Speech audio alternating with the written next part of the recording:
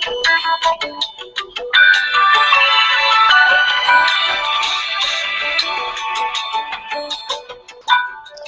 my name is Mark Clements, and today a report on Chicago police torture reparations will be released by me.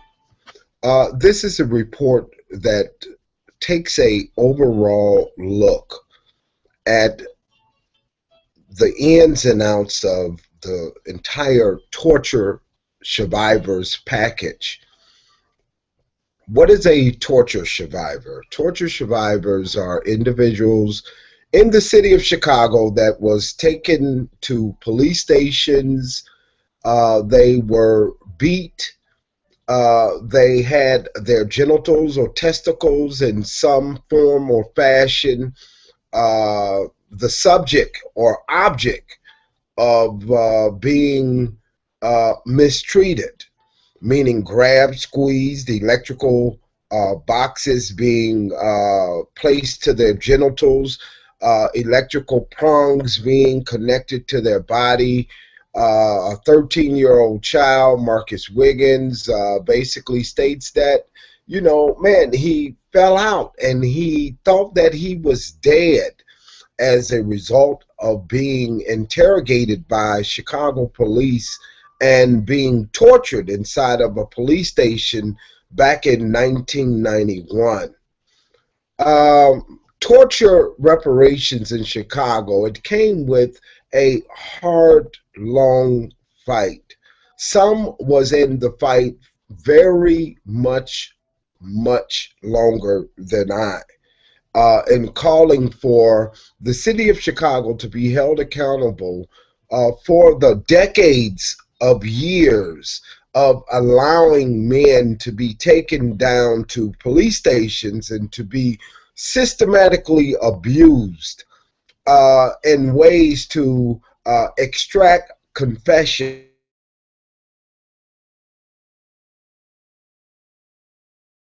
gained either by Jon Burge or by his subordinates.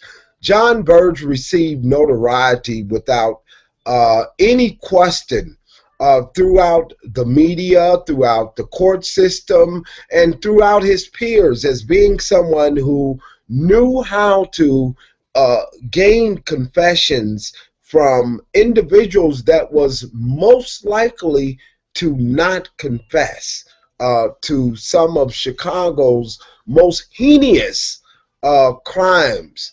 And, that is something that the people must understand, that when I speak of being tortured and being placed inside of an interrogation room, the crime for which the police department was out to frame the individual with, these were very serious crimes.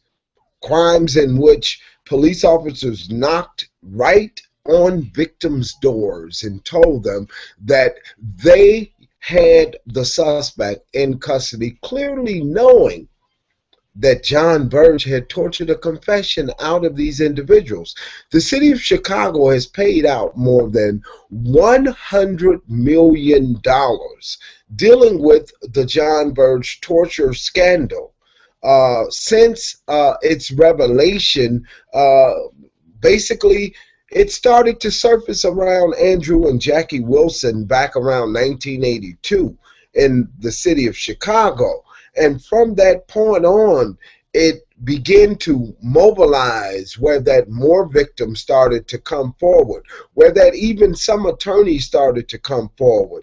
I do know that attorney Andrea Lyons was successful in winning a case against McQueenie in approximately 1984 that drew basically scrutiny towards the police department and had basically showed that the Chicago Police Department were indeed taking suspects down to police stations and torturing them to confess to crimes in which any reasonable person would have knowledge that these individuals did not commit these crimes.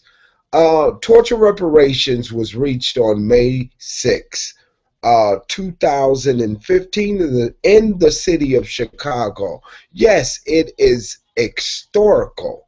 It was a great achievement. Nothing can be taken away from that. Nothing can be taken away from the hard sweat and the tears.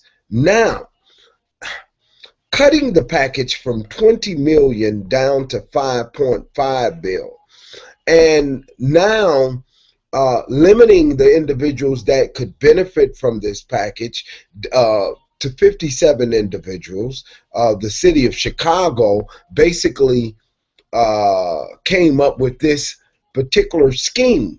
However, the agreement of the scheme is something that I believe that should have been more thoroughly examined before we went down on a price, opposed to staying up at our demand.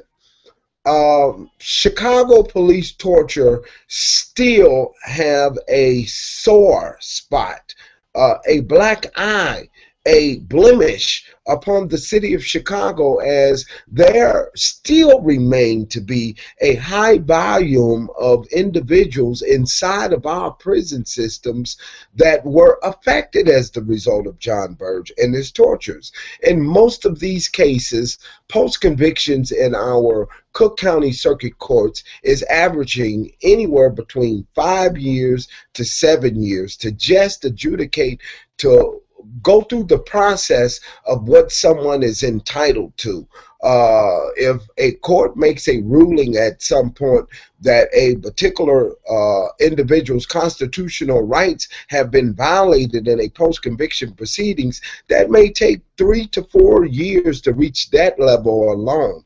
And then once or if that person is successful in gaining a evidentiary hearing, then that just extends 3 to 4 more additional years. With now, the cry is innocent people are in prison. Well, I'm saying that if innocent people are in prison, then guess what? We must act like it, and we must act like it before the judge. We must demand that these judges begin to give these individuals a speedier process within its court system. It makes no common sense in the case of some of these torture cases to just drag on and drag on and drag on and drag on and drag on and drag on. And freshly remembering my last court appearance on the behalf of James Gibson, who is a torture victim as well. However, he remains incarcerated inside of the Illinois Department of Corrections. And, he won his claim before the Illinois Torture Inquiry Relief Commission. And, this was a commission that was established to make a determination, had men been likely mistreated inside of police stations by police detectives. And it reached the conclusion that, yes, James Gibson had in fact been mistreated by police. Well, granting him this hearing, it just drags on and on and on, creating the stress to the families, creating stress towards Mr. Gibson, who just, man, he has to sit there inside of a inhumane prison. I'm talking about, I can begin to describe to you some of the conditions inside of a prison, and as I describe, you're going to look at me like I'm crazy, because you're going to say, no way in the world do people live that way. But let me tell you, it's the reality of someone that is inside of a prison. So I'm asking for the people to understand one thing: success is success. What the Justice Torture Memorial did in the city of Chicago for torture survivors and victims, I'm talking about, it's priceless. It's hats off to each and every one of them. However, there's a vision, and in this vision, basically, the vision now rolling over to the African American community, to our children, to these young children that are roaming inside of the streets now today. When we tell you, yes, I think that everyone wants to see this successful, but however, we must not be ignorant of the fact that there is an adversary that is working on the other end that is out to disturb. You know, this package was reached more than 12 months ago, and none of the services, I'm talking about most of the services, is services that will be provided apparently from its language within its ordinance, services that will come directly from the city of Chicago. Oh my gosh. So let's be realistic. You know, yes, most of the torture survivors have suffered, but you know, with the city of Chicago now prolonging and prolonging, rather than to say, here it is, as promised, as reached in the torture reparations package. Now you have to have these secret committees set up and all of this type of stuff. Man, listen here, put this stuff on the table, let it go, and when we tell you, maybe my vision is a little bit different, but you know, I haven't read that in the U.S. that any particular state have won reparations for survivors of torture. So it's historical.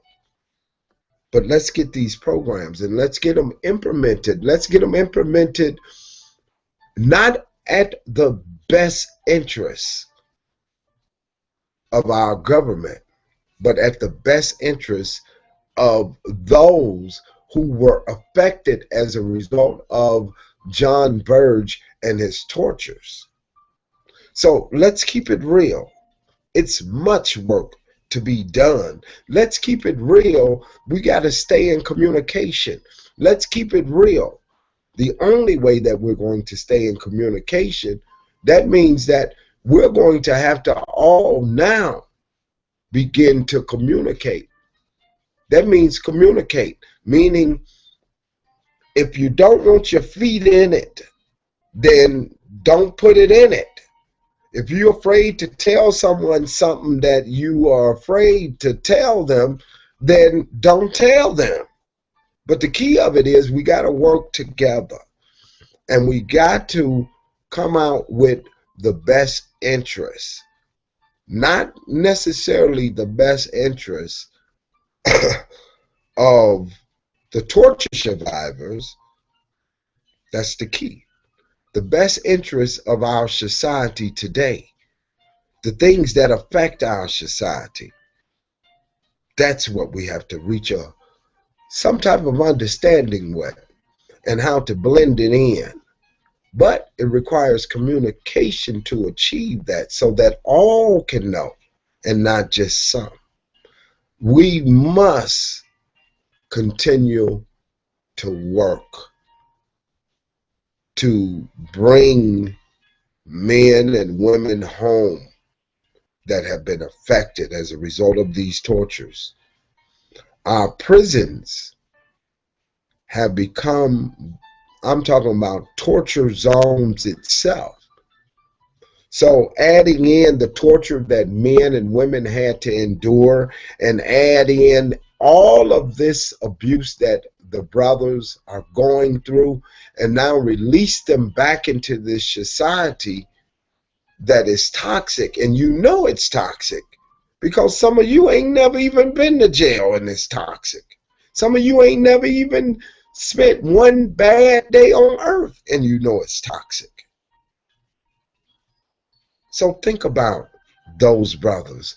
And think about just all of the mothers that have had to suffer and to endure the hardship of their children being locked behind prison walls.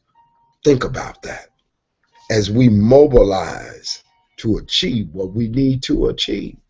And that is victory. Victory against who? The city of Chicago. Not a sugarcoat victory, a victory.